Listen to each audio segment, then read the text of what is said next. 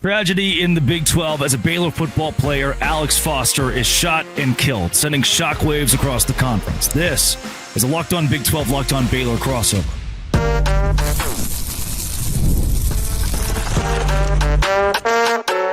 You are Locked On Big 12, your daily podcast on the Big 12 Conference. Part of the Locked On Podcast Network, your team every day. It is Thursday. Welcome to a Locked On Big 12, Locked On Baylor crossover. I'm Drake Toll from the country's #1 Big 12 podcast, Locked On Big 12. That's Cameron Stewart from Locked On Baylor. Thank you for making our shows your first listen every single day.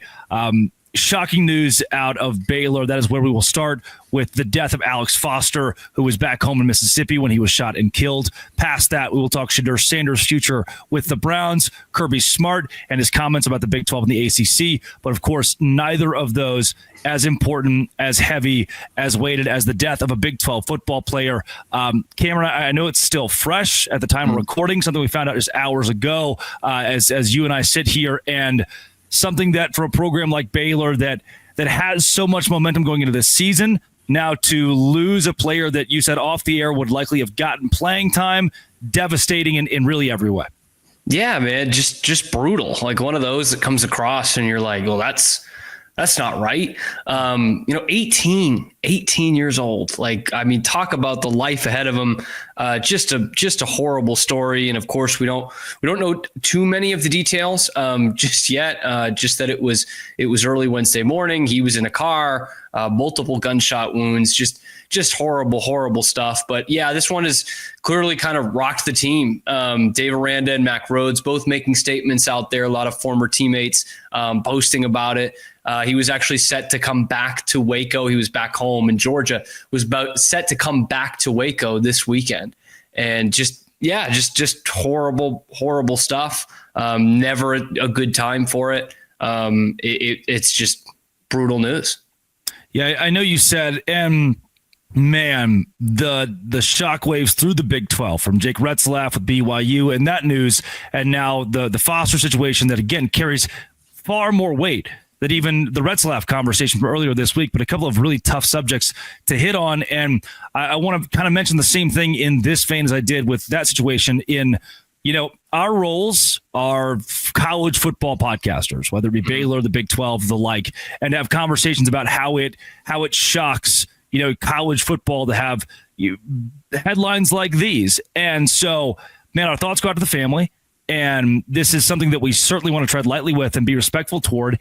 And at the same time, also consider the ramifications for Dave Aranda and his football team and what this does to a locker room, and have that kind of, again, you're going to see details of this on maybe a true crime podcast. But I know that we approach from the football standpoint how this can impact and affect a university and its football players. And at the very least, you hope it's a rallying point where the team can say, look, our season's now dedicated to Kobe Foster. You've already seen Sawyer Robertson post about it. Guys that are hopefully in honor of him playing in an even more infectiously positive and elite way. And you hate for, obviously, again, this would be a catalyst for that. Yeah. A situation that, right, it should never be a pillar to lean on.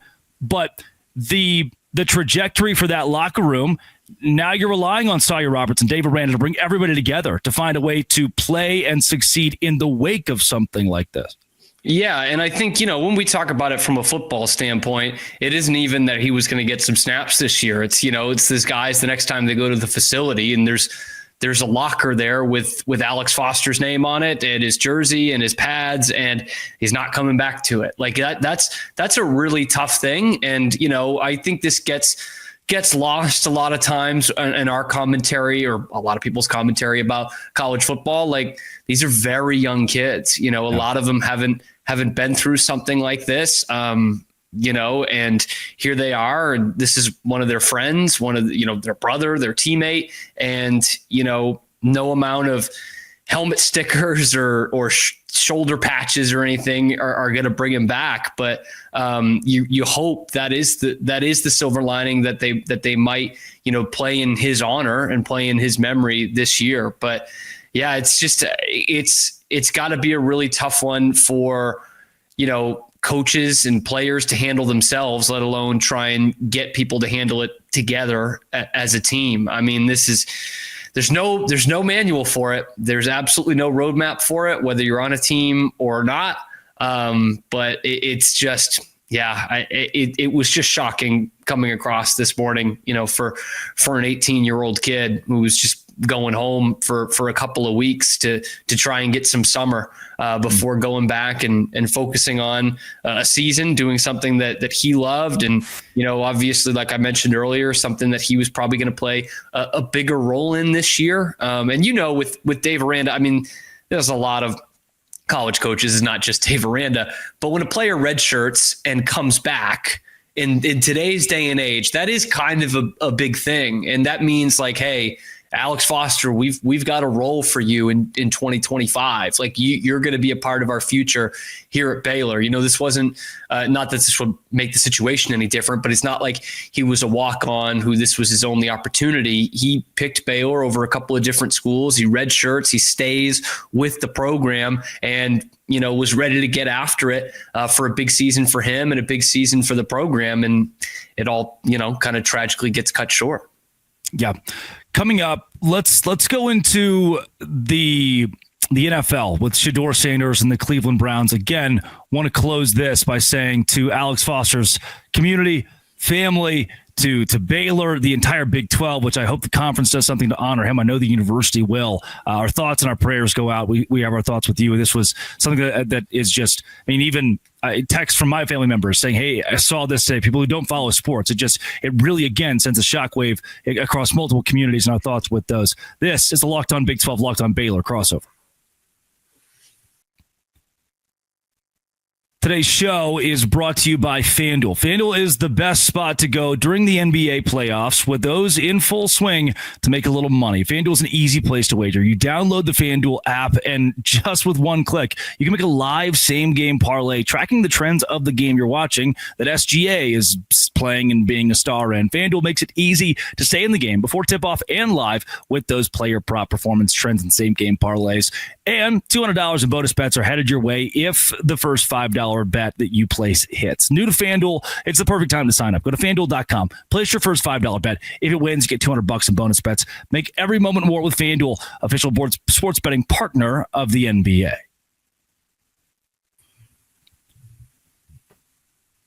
Cameron Stewart, this is a new one. It comes from Tim Bosco Life on TikTok, who is a college football reporter with 1 million followers and is, as he says, well-connected enough to not be anonymous. Well-connected enough to wear his reports with his own name tied to them, and says Shedeur Sanders might not make the roster. It is Kenny Pickett, Joe Flacco throwing perfectly while Shedeur Sanders has all the media there, becomes a distraction, and isn't that good. That's how some reporters are saying his time with the Browns is going already, and that during his OTAs, maybe he's not having the best performance, and a performance that gets him cut in a quarterback room that can't afford to have the 5 or 6 guys that are sitting around there. Is Shedeur Sanders' NFL career, at least with the Browns, over before it even starts by chance? I'll say this. I wouldn't be terribly surprised if he's cut, just being a 5th round pick, and you mentioned the media circus that comes with it. That is certainly something that is going to happen basically wherever he goes. And it's not even really his fault. I know, Shedeur has certainly played his part in contributing to that, and Dion has as well, but that just kind of comes with the territory, with the name and kind of the hype around him and the fall in the draft. This will be interesting because I think we've seen this before. Once you get past training camp, then it more or less goes away. I mean, there'll certainly be people every week that will say, why isn't Shedeur playing? And every time Kenny Pickett or Joe Flacco or Dylan Gabriel doesn't play well, they'll say, well, why isn't this Shedeur? Why isn't this Shedeur? And maybe that is something that becomes, something that they bit off more than they could chew. But I think with Shedeur, just being a 5th round quarterback, nothing's guaranteed. Most 5th round quarterbacks do make the roster, but it is not a guarantee, especially when you have another quarterback coming in your draft class in Dylan Gabriel. That's the one that surprised all of us, like I was stunned to see Dylan Gabriel taken over Shedeur Sanders just from the amount of college football that we watch. So yeah, it could be. It could be over before it starts. Whomever takes a shot on him is going to have a media circus, whether they want it or not. Yes, and that's the biggest piece of why it could go wrong for Shedeur with the Cleveland Browns is when Joe Flacco is in that quarterback room and when you're competing with guys who are established in the NFL and don't have a ton of media coverage, it's an odd thing the Browns would ask for that. And it didn't seem like when they drafted him, they wanted that. He would be immediately picked up by someone else. His NFL career wouldn't be over, but his Browns career could be. And honestly, based on things his dad has said, that might be the best case scenario for Shedeur Sanders for him to not be a Cleveland Brown. Now, I think, and I know you would agree, he is a good enough talent, plenty good enough talent to not just be in Cleveland, but get playing time, be an NFL quarterback at least in the next year or two. So the unfair shake he's getting by people saying, hey, Shedeur Sanders will be cut by the Browns is not a storyline I subscribe to. But then you get reports like this, Yahoo Sports. Now, and before I read this, if I had the money to do it, I also would possibly get a custom Rolls Royce. There is a chance that I would be in that category. But Yahoo, Barry Shuck writes, back in the day, rookie players made the least amount of money. Veterans treated them bad, bossed them around in practices. They called them rooks and brought them out and they had to pay at restaurants or bars. That's the way it was. But now a team's quarterback can be a rookie and their edge rusher can be a rookie. But how many rookies buy a custom Rolls Royce before their first ever training camp? And that's Cleveland Browns rookie 5th rounder Shedeur Sanders. It's little stuff like this that if I had the money, I would probably buy, maybe I buy a custom car. But the 5th round quarterback of the Cleveland Browns, looking around at the other rookies or at Joe Flacco and driving up in his brand new custom Rolls Royce, some of the messages Shedeur has sent since his final game at Colorado just haven't gone over with very much feel. Yeah, and I don't care what job you're in and how much money you're making. If the intern rolls up in a Rolls Royce, that pisses people off. It reminds me of this story, and Shedeur Sanders is not Barry Bonds. I mean, he's one of the most legendary a-holes of all time. But Shedeur Sanders is not the intern. Well, he's a 5th round pick as a rookie. I see it, yes, but he's the 23-year-old that started day one at KPMG, and you're the vice president who's been there 15 years. Okay, I'll take that. So it reminds me, though, of the story of Barry Bonds rolling up to his first practice at Arizona State, Big 12 story. He rolls up first day in a Trans Am to day one. And now he was obviously the son of a major leaguer, one of the best high school baseball recruits in the country. And before the end of season 1, his teammates voted for him to be off the team. They hated him. They absolutely hated him. And it started day one with that. Now, again, I don't think Shedeur is quite Barry Bonds. Barry Bonds is legendary as one of the worst people as an athlete ever.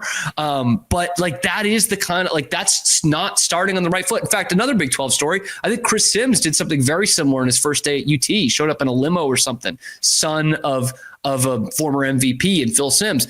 And this is where I was thinking about this earlier today. We don't really have another high-profile example of this, right? Shedeur obviously being the son of a Pro Football Hall of Famer, a very brash Pro Football Hall of Famer, played for him in college too. But we think of the other quote-unquote Nepo babies, that played in, professional sports, and very rarely do they come in as backups or guys you're taking a flyer on, which, in the 5th round, you're more or less taking a flyer on a guy. The obvious recent one is Bronny James, but that one had a whole different aspect of his dad being on the team. But, usually with these other ones, like Eli Manning, he came in to be the starter. He was the number 1 pick in the draft. That's a different deal. Didn't take long for Vlad Guerrero Jr. to be. There you go. Yeah. There's another one. And I don't know how those kids handled it. I don't know if they were jerks or what they rolled up in the first day in practice, but this is kind of a different roadmap, right? We're not used to having a Nepo baby who is pretty good, deserves to be in the National Football League, but is also a backup, not going to be the starter? What's the circus coming with it? It is kind of new, uncharted territory here. Yeah, and maybe your first thought is, again, I alluded to it a bit. I'd buy a new car too if I had, you start a new job. You better roll up in a Honda Civic, Dan. A nice bonus, right? There it is. There is the, what are we policing here? Are we just mad for the sake of being mad? And to an extent, sure, maybe this is he'll be cut because they think he's pompous or a jerk. Yeah, because to your point of you would get the custom car. I might too, but I'm also if I'm in Kenny Pickett's shoes, I'm also angry. I'm not going to like it. That's what it is. It's I'm not mad at the kid, but I've been in the workplace before where if you're the guy who shows up with this brand new watch every day and they're like, we just hired you and you're 10 years younger than everybody else who works here and you're the one who is sweeping the floors from 9 p.m. to 4 a.m. And every time I leave at 10 p.m., I just look at you up and down like, how? Why? Why flaunt this in my face? Yeah. And maybe we're talking about something that should be changed in American culture. We shouldn't be so jealous. But there's a hierarchy in the workplace where you feel like, hey, I've earned my stripes. I don't like that optic. And maybe that is another thing you add to the Shedeur Sanders complexity of, is this going to work out? And if it does, maybe that's not in Cleveland. Coming up, Kirby Smart. Silly guy. Locked on Big 12, Locked on Baylor.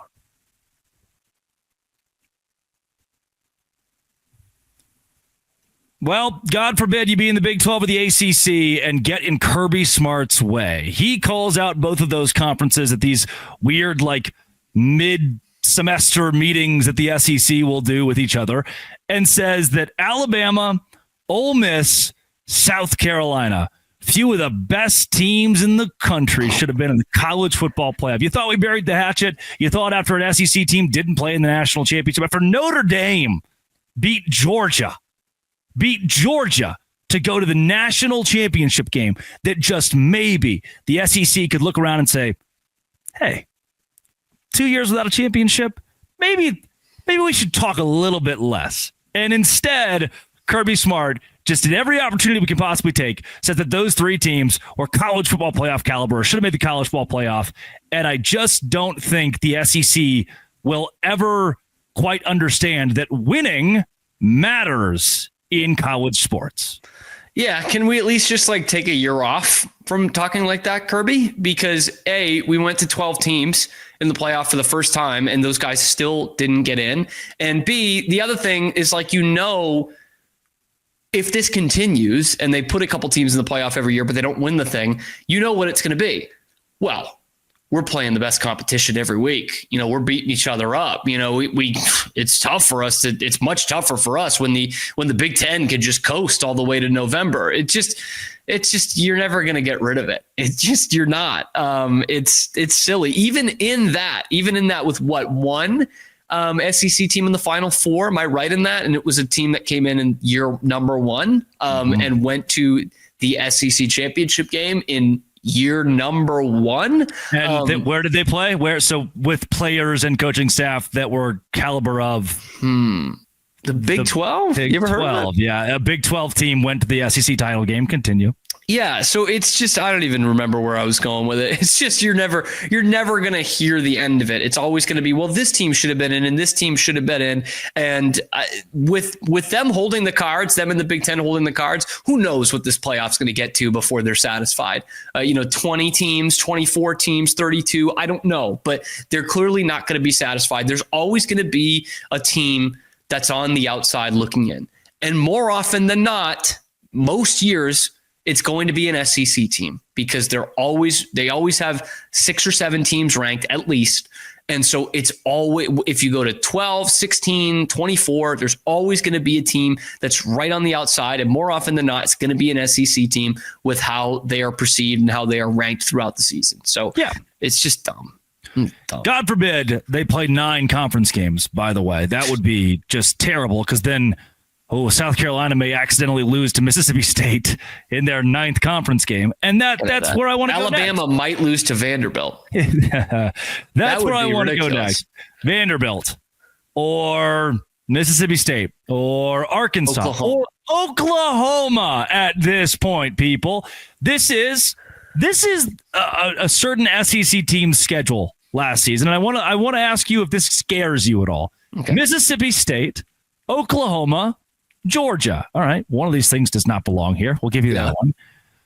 Vanderbilt. Home game against Florida, sans DJ Lagway, by the way, because the coaching staff there is so terrible they wouldn't play him. Florida sans DJ Lagway, which was a bad football team.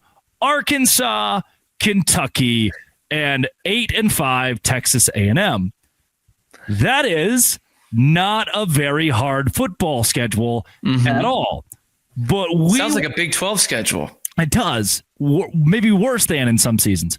Yeah. And there was one good team on that list. We as a society have accepted that team, which was a Big 12 team, this is Texas schedule, that team went to the Final Four and played such a rigorous, terrible schedule, and the SEC can hang its hat on that? This is the best that you can give. This was the regular season champion in the Southeastern Conference, the University of Texas. Yet that gives you the liberty to say, oh, well, we should have gotten Alabama in. We should have gotten South Carolina. And if I'm Kirby Smart, the root of this issue is you should have gotten South Carolina in over Texas. Pick one of your own teams to boot out of this. A Big 12 school just represented your conference in its last stand at the college football playoff. Yet that at this point, it's so stupid to me that schedule can exist for your champion. You can still be a little female dog about this. Can you do me a favor? Can you read me the quote again from Kirby? Yeah, let me pull it up. For me and the listeners out here, I think I've got a profound point to make. Okay. Sorry, I didn't know you'd gotten away from it. Well, I had deleted it so I could look at the Texas football schedule. Sorry. There's no outcry, he says, saying it's unfair when SEC gets 13 of 16 teams in basketball tournament by using RPI. I have a hard time thinking Ole Miss, South Carolina, and Alabama were not part of the best teams in the country. That's how he starts, then goes in on the ACC and the Big 12. Yeah, so it's this, and if you questioned him on it, it would be, I played against these teams. These are 3 of the best 12 teams in the country. And my ultimate point of that is like, okay, then how do we measure that? What's a better way of measuring that than seeing how they do against other good teams? Like, you want to pull RPI into this? You want to make it an RPI league like it basically was with the BCS era? I don't think that's a good way of examining how good these teams are. Maybe that's just me. Maybe I'm wrong. But you see these arguments all the time, and it's usually using verbiage that is subjective, right? Like, oh, well, these are the best teams. And it's like, well, based on what, man? It's like saying we can't say Jason Tatum's a bad player. We have to say he's not a tough player. Okay, you just decided that. You made that up. It's like, I think these are the best teams, not based on their record. I just think they're really good. It's like, if you think you're the best in math class and you just get like a 70 on the final, are you really the best in your math class? Because this is how we test how you know things. We test how good a football team you are by matching you up against other football teams. And you didn't win as many as some of these other teams that made the playoff, or you didn't do as well against your peers, which does need to count for something, no matter who your peers are, than some of these other teams did. So that's what it's always going to be. Well, I coached against these guys. I think they're the best. They've got 4 stars, or they're tough to run against, or no lead is safe with them, rather than let's look at the record. Let's look at where they finished in the conference. Let's see how they did against other playoff teams or teams with a similar record or better. But no, for the SEC, we have to ignore that. We just have to go off vibes. Who plays well when I turn it on CBS one Saturday out of 12? Yeah. One thing you didn't, you said record, but just who you lost to. You lost to Vanderbilt. You lost to Oklahoma. You can't. You don't get everything, man. You don't get everything. How am I lost to those 2 teams? You lost to Kentucky if you're Ole Miss. I can't justify any of this. I can't. And what's South Carolina lost to Clemson. No, they flip it around. But like we do justify a ton of that too, right? Like Ole Miss loses to LSU. Like, okay, that's a better loss. But then you lose to Kentucky. And we can't really ignore that. Alabama, you beat Georgia. That's fantastic. But when you lose to Vanderbilt and Oklahoma, We can't ignore that. We can't just throw that away. You have to look at everyone else's losses, but we only have to look at your wins.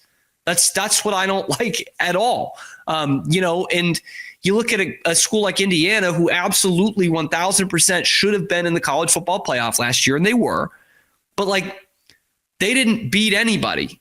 Were we going to hold that against them? Like, that's their schedule. That's the conference they're in. It's the same conference as Michigan and Ohio State. So we don't hold that against them. Michigan? Didn't Indiana beat Michigan by like 50 or something? It was really stupid. Pretty good. Did Michigan make a bowl game? Yeah.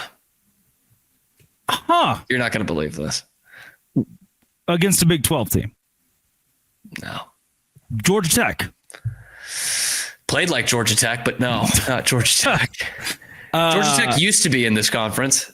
If I remember right, so did the Cumberlands, or Cumberland is the team Georgia Tech beat 222 to nothing. Tulane was in this conference. Tuskegee, Seminole was in this conference. Seminole, maybe there's somebody else that was a weird one. Won a few conference titles in there, and like Missouri is still in this conference. Believe it or not.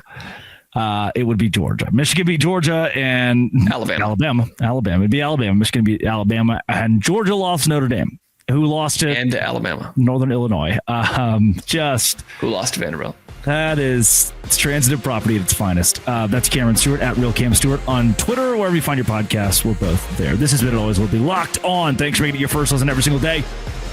A crossover with Baylor and Dose Grande.